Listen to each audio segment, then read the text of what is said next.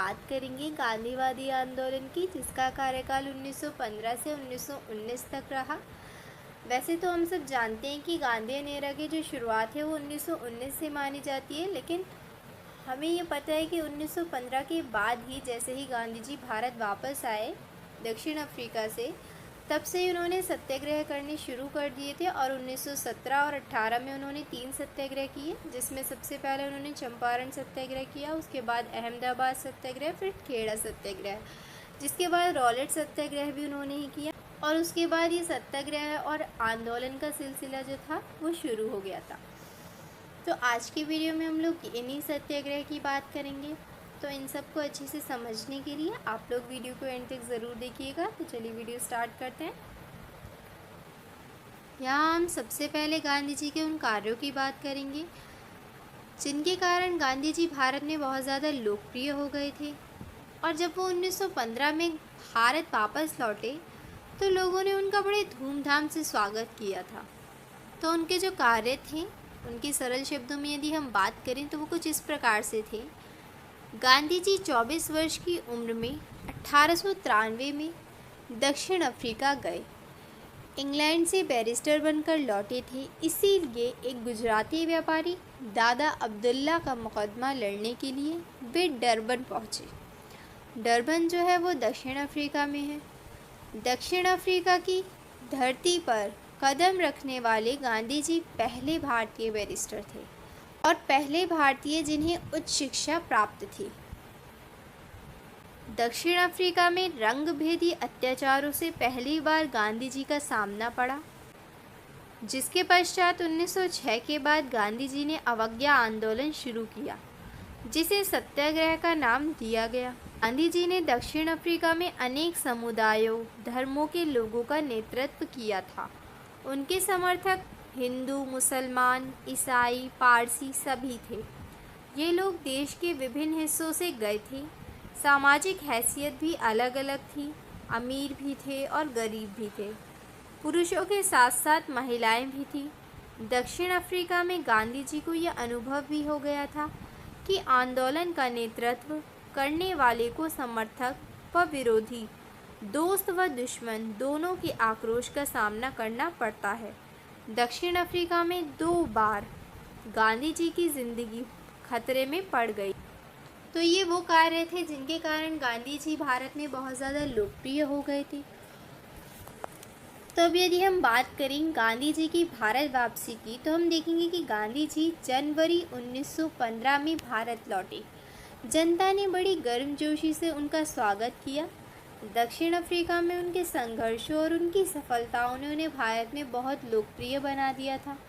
केवल पढ़े लिखे लोग ही नहीं, अनपढ़ और देहाती भी गांधी जी के बारे में जान गए थे और उनके प्रति आदर का भाव रखते थे।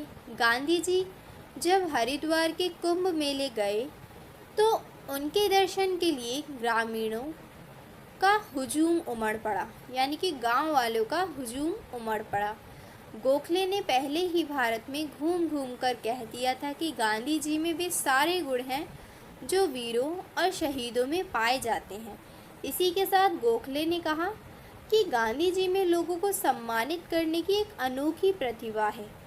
वह आम आदमी को बलिदानी और संघर्षशील बनाने की एक अद्भुत क्षमता रखते हैं। वहीं गांधी जी का विचार था कि किसी भी मुद्दे में तब तक हस्तक्षेप नहीं करना चाहिए जब तक समूची यानी कि सारी स्थिति का अध्ययन न कर लिया जाए,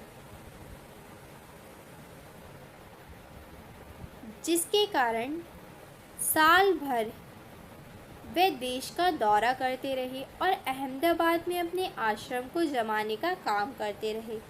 गांधी जी के जो समर्थक दक्षिण अफ्रीका से उनके साथ आए थे, उन सबको आश्रम में बसाने का काम चल रहा था। दूसरे साल भी गांधी जी सक्रिय राजनीति से दूर रहे। उस समय होम रूल आंदोलन पूरे जोर पर था, लेकिन गांधी जी इसमें शरीक नहीं हुए। चंपारण सत्याग्रह 1917 और 1918 के आरंभ में गांधी जी ने 3 संघर्षों, चंपारण आंदोलन जो कि बिहार में हुआ, अहमदाबाद और खेड़ा ये दोनों गुजरात में हुए थे, इनमें हिस्सा लिया। ये तीनों संघर्ष स्थानीय आर्थिक मांगों से जोड़कर लड़े गए। चंपारण और खेड़ा आंदोलन किसानों का आंदोलन था और अहमदाबाद का आंदोलन औद्योगिक मजदूरों का आंदोलन था। चंपारण का मामला बहुत पुराना था। 19वीं सदी के आरंभ में गोरे बागान मालिकों ने किसानों से अनुरोध करा लिया, जिसके तहत किसानों को अपनी ज़मीन के 1/20वें हिस्से में नील की खेती करना अनिवार्य था। इसे तिन कठिया पद्धति कहते थे। इसके अंतर्गत क्या होता है कि 19वीं सदी के खत्म होते होते जर्मनी के रासायनिक रंगों यानी कि डाई ने नील को बाजार से बाहर कर दिया। चंपारण के यूरोपीय बागान मालिक नील की खेती बंद करने के लिए मजबूर हो गए। किसान भी मजबूरन नील की खेती से छुटकारा पाना चाहते थे और गोरे बागान मालिकों ने किसानों की मजबूरी का फ़ायदा उठाना चाहा। किसानों को अनुबंध से मुक्त करने के लिए लगान व अन्य गैरकानूनी अपवादों की दर मनमाने ढंग से बढ़ा दी गई। 1908 में इसके खिलाफ विरोध काफ़ी ज़्यादा बढ़ गया था, पर बागान मालिकों की लूट का कारोबार चलता रहा। 1917 में चंपारण के राजकुमार शुक्ल ने गांधी जी को चंपारण बुलाने का फैसला किया और वो गांधी जी के पीछे पीछे तब तक घूमते रहे जब तक कि गांधी जी चंपारण आकर किसानों की समस्या का अध्ययन करने को राजी नहीं हुए। गांधी जी जैसे ही चंपारण पहुंचे, कमिश्नर ने उन्हें वहां से तुरंत चले जाने का आदेश दिया और गांधी जी ने इस आदेश को मानने से इनकार कर दिया। और जब गांधी जी ने इस आदेश को मानने से इनकार कर दिया तो क्या होता है, ये लोगों के लिए एक आश्चर्यजनक कदम था। साथ ही गांधी जी ने इस आदेश को मानने से इनकार तो किया और ये भी कहा कि वो किसी भी दंड को भुगतने को तैयार है। भारत सरकार गांधी जी को अब तक विरोधी नहीं मानती थी, इस मुद्दे को तूल नहीं देना चाहती थी। अतः उसने क्या किया, स्थानीय प्रशासन को अपना आदेश वापस लेने और गांधी जी को चंपारण के गांव में जाने की छूट देने का निर्देश दिया। ये क्या हुआ, यहाँ क्या होता है कि गांधी जी की एक पहली जीत थी कि उन्हें चंपारण के अंदर प्रवेश करने का मौका मिल गया और वो अपने काम में लग गए। यहाँ भी उनके काम का तरीका एक अनोखा था। वो अपने सहयोगियों ब्रजकिशोर, राजेंद्र प्रसाद, महादेव देसाई, JB कृपलानी तथा बिहार के अनेक बुद्धिजीवियों के साथ सवेरे गांव में निकल जाते और दिन भर घूम घूम कर बयान दर्ज करते, उनसे पूरी पूछताछ करते और जब तसल्ली हो जाती कि वे सही कह रहे हैं तभी उनका बयान दर्ज करते। इसी बीच सरकार ने क्या किया कि सारे मामले की जांच के लिए एक आयोग बनाया और गांधी जी को भी इसका सदस्य बनाया। गांधी जी के पास पहले से ही बहुत सारे सबूत इकट्ठा हो गए थे। 800 किसानों का बयान गांधी जी दर्ज कर चुके थे। आयोग को समझाने में कि तिनकठिया पद्धति खत्म होनी चाहिए गांधी जी को बिल्कुल भी मुश्किल नहीं आई। उन्होंने आयोग को ये भी समझाया कि किसानों से जो पैसा अवैध रूप से वसूला गया है उसके लिए उन्हें हर्जाना दिया जाए। बागान मालिक किसी तरह अवैध वसूली का 25% वापस करने पर राज़ी हुए। गांधी जी मान गए, लेकिन कुछ लोगों ने उस वक्त गांधी जी की आलोचना की। गांधी जी ने 100% वापसी की मांग क्यों नहीं की, कुछ लोगों ने ये भी कहा। तो गांधी जी ने कहा कि 25% रकम वापस करना भी बागान मालिकों के लिए बहुत बड़ी बेइज्जती है, इससे वो बहुत ही शर्मिंदा होंगे। होता ये है कि एक दशक के अंदर ही गोरे बागान मालिकों ने चंपारण छोड़ दिया। तो इस सत्याग्रह को लेकर भी गांधी जी सफल हुए। ठीक है, अब यदि हम बात करें अहमदाबाद सत्याग्रह की, तो चंपारण सत्याग्रह के बाद अहमदाबाद का नंबर था। मिल मालिकों और मजदूरों में प्लेग बोनस को लेकर विवाद छिड़ा था। प्लेग का प्रकोप खत्म होने के बाद मालिक इसे समाप्त करना चाहते थे, जबकि मजदूर इसे बरकरार रखने की मांग कर रहे थे। मजदूरों का तर्क था कि उन्हें बतौर बोनस जो रकम मिल रही है वह प्रथम विश्व युद्ध के दौरान बढ़ी हुई महंगाई से काफ़ी कम है और इसे वापस नहीं लिया जाना चाहिए। तो होता ये है, जब वो कहते हैं कि इसे वापस नहीं लिया जाना चाहिए, तो ब्रिटिश कलेक्टर को ऐसा लगता है कि दोनों पक्षों में कहीं हाथापाई ना हो जाए और ऐसी नौबत ना आ जाए कि शक्ति परीक्षण हो। तो वो क्या करते हैं, वो गांधी जी से ये बात कहते हैं। तो जब उन्होंने गांधी जी से ये बात कही कि वे समझौते के लिए मालिकों पर दबाव डालें, तो मिल मालिकों में से एक जो थे, उनका नाम था अम्बालाल साराभाई, वो गांधी जी के दोस्त थे और हाल ही में उन्होंने साबरमती आश्रम के लिए बहुत ज़्यादा पैसा भी दिया था। तो गांधी जी ने क्या किया, गांधी जी ने मालिकों और मज़दूरों को इस सारे मामले को एक ट्रिब्यूनल को सौंप देने पर राज़ी कर लिया। लेकिन बाद में मालिकों ने हड़ताल का बहाना बनाकर अपने को इससे अलग कर लिया। उन्होंने 20% बोनस की घोषणा कर दी मालिकों ने, और धमकी दी, मज़दूरों को धमकी दी मालिकों ने कि जो मज़दूर इसे स्वीकार नहीं करेंगे उन्हें नौकरी से निकाल दिया जाएगा। तो जब ये घोषणा गांधी जी ने सुनी, तो गांधी जी मालिकों के इस व्यवहार से बहुत ज़्यादा क्षुब्ध हुए। उन्होंने इस मामले को बहुत गंभीरता से लिया और मज़दूरों को हड़ताल पर जाने को कहा। उत्पादन लागत, मुनाफा और मज़दूरों के जीवन निर्वाह खर्चे का गांधी जी ने गहराई से अध्ययन किया और ये घोषणा की कि मज़दूरों को 35% बोनस मिलना चाहिए। हड़ताल शुरू हो गई। साबरमती के तट पर रोज़ मज़दूरों की सभा को गांधी जी संबोधित करते। उन्होंने एक सैनिक समाचार बुलेटिन भी निकाला, मज़दूरों को हिंसा का रास्ता अख्तियार ना करने की सलाह दी। अम्बालाल साराभाई की बहन अनुसुईया बेन इस संघर्ष में गांधी जी के साथ थी। लेकिन कुछ दिनों के बाद क्या होता है कि मज़दूरों में एक निराशा सी आ गई। दैनिक सभाओं में उनकी हाजिरी कम होने लगी। मज़दूरों का उत्साह जो था वो बढ़ाने और संघर्ष तेज करने के लिए गांधी जी ने क्या किया, वो खुद ही अनशन पर बैठ जाते हैं। गांधी जी ने और साथ में ये वचन भी लिया कि यदि हड़ताल के कारण मज़दूर भुखमरी के कगार पर पहुंच जाएंगे तो वे खुद भूखे रहेंगे। गांधी जी के अनशन का मालिकों पर असर पड़ा और वे सारे मामले को ट्रिब्यूनल को सौंपने पर राज़ी हो गए। जिस मुद्दे को लेकर हड़ताल हुई थी वो ख़त्म हो चुका था, इसीलिए हड़ताल भी ख़त्म हो गई। और बाद में क्या होता है, ट्रिब्यूनल ने 35% बोनस देने का फ़ैसला किया। तो यहाँ पे भी अहमदाबाद सत्याग्रह में भी गांधी जी ने एक सफलता प्राप्त की। अब यदि हम बात करें खेड़ा सत्याग्रह की, तो इसी बीच क्या होता है, जैसे ही अहमदाबाद सत्याग्रह ख़त्म होता है तो गांधी जी को पता चलता है कि खेड़ा ज़िले के किसान बहुत मुसीबत में हैं, फसल बर्बाद हो गई है, फिर भी सरकार उनसे मालगुजारी वसूल रही है। किसान मांग कर रहे हैं कि मालगुजारी की मांग माफ़ की जाए, पर सरकार मान नहीं रही है। सर्वेंट ऑफ इंडिया सोसाइटी के सदस्यों विट्ठल भाई पटेल और गांधी जी ने पूरी जांच पड़ताल के बाद ही निष्कर्ष निकाला कि किसानों की मांग जायज़ है और राजस्व संहिता के तहत पूरा लगान माफ़ किया जाना चाहिए। तो इसके अंतर्गत क्या होता है कि इस आंदोलन में एक बहुत ज़्यादा महत्वपूर्ण जो भूमिका निभाई वो गुजरात सभा ने निभाई। उस वर्ष गांधी जी इसके अध्यक्ष थे। अपील और याचिकाओं का जब कोई असर नहीं हुआ तो गांधी जी ने किसानों से कहा कि आप लगान मत दो और सरकार के दमनकारी आदेश के खिलाफ एक संघर्ष करो। सरकार को बता दो कि वो नागरिकों की राय के बिना हुकूमत नहीं चला सकती।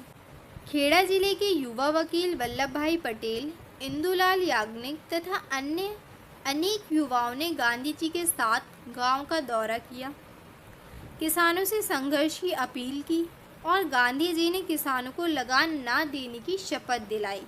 जो किसान लगान देने की स्थिति में थे उन्हें भी मना किया गया और तर्क दिया गया कि यदि अमीर किसान लगान दे दें तो गरीब किसानों पर भी लगान देने का दबाव पड़ेगा और कई या तो कर्ज लेंगे या अपनी संपत्ति बेचने पर मजबूर हो जाएंगे। गांधी जी ने कहा कि यदि सरकार गरीब किसानों का लगान माफ़ कर देती है तो जो लोग लगान दे सकते हैं वे अपनी इच्छा से पूरा लगान दे देंगे। इसी बीच क्या होता है, गांधी जी को पता चलता है कि सरकार ने अधिकारियों को गुप्त निर्देश दिया है कि लगान केवल उन्हीं से वसूला जाए जो देने की स्थिति में है। तो इस तरह गांधी जी का मकसद जो था वो पूरा हो गया और आंदोलन ख़त्म कर दिया गया। तो चंपारण, अहमदाबाद और खेड़ा आंदोलन ने संघर्ष के गांधीवादी तरीकों को आजमाने का अवसर दिया था। साथ ही साथ गांधी जी को देश की जनता के नज़दीक आने, उसकी समस्याएं समझने का भी अवसर मिला था। गांधी जी को जनता की ताकत, उनकी कमज़ोरियों का पता चला। उनकी रणनीति कारगर साबित हो सकती है, इसका अनुमान लगाने का भी मौका मिला। इस दौरान गांधी जी ने भारतीय जनता के बीच अपनी पहचान बना ली इन सत्याग्रह के द्वारा। अब यदि हम बात करें रॉलेट सत्याग्रह की, तो हम देखेंगे कि अनुभव और लोकप्रियता ने गांधी जी को अदम्य साहसी बना दिया। इसी साहस और विश्वास के कारण उन्होंने फरवरी 1919 में प्रस्तावित रॉलेट एक्ट के खिलाफ देशव्यापी आंदोलन का आह्वान किया। अंग्रेज आतंकवादी गतिविधियों को दबाने के नाम पर भारतीयों के मौलिक अधिकारों का हनन करना चाहते थे। रॉलेट की अध्यक्षता में एक कमेटी ने 2 विधेयक तैयार किए, जिसे रॉलेट बिल का नाम दिया गया। ये दोनों विधेयक लेजिस्लेटिव काउंसिल में पेश किए गए थे और इनमें से एक विधेयक तो निर्वाचित भारतीय सदस्यों के तमाम विरोध के बावजूद झटपट पारित भी कर दिया गया था। अंग्रेज़ी हुकूमत के इस कानून को भारतीय जनता अपने लिए अपमानजनक समझती थी। अब यदि हम बात करें इसकी सरल शब्दों में, तो हम देखेंगे कि ये जो रॉलेट सत्याग्रह था ये किस प्रकार से बहुत ज़्यादा भयावह साबित हुआ। तो इसमें होता क्या है कि ये कानून जो था ये ऐसे समय पे आया जब भारतीय जनता संवैधानिक सुधारों का इंतज़ार कर रही थी। संवैधानिक प्रतिरोध का जब कोई असर हुआ ही नहीं, तो गांधी जी ने सत्याग्रह शुरू करने का सुझाव दिया। एक सत्याग्रह सभा गठित की गई। इसमें ज़्यादातर होम रूल लीग के युवा सदस्य थे, जो अंग्रेज़ी हुकूमत के खिलाफ संघर्ष करने के लिए बेताब थे। होम रूल लीग की सभी शाखाओं, सदस्यों का नाम और पता पुरानी सूची से मालूम किया गया और उनसे संपर्क किया गया। देशव्यापी हड़ताल, उपवास और प्रार्थनाएं आयोजित की गई। साथ ही कानूनों की अवज्ञा करने का भी निर्णय लिया गया। इसे शुरू करने के लिए 6 अप्रैल की तारीख तय की गई। आंदोलन ने जो स्वरूप अख्तियार किया वह अप्रत्याशित था। तारीख के बारे में कुछ गलतफहमी के कारण दिल्ली में 30 मार्च को हड़ताल आयोजित की गई, जिसके दौरान क्या होता है, काफ़ी हिंसा भड़क जाती है। बाकी स्थानों पर भी जब हड़ताल आयोजित की गई तो हिंसा भड़की। जनता काफ़ी उग्र थी।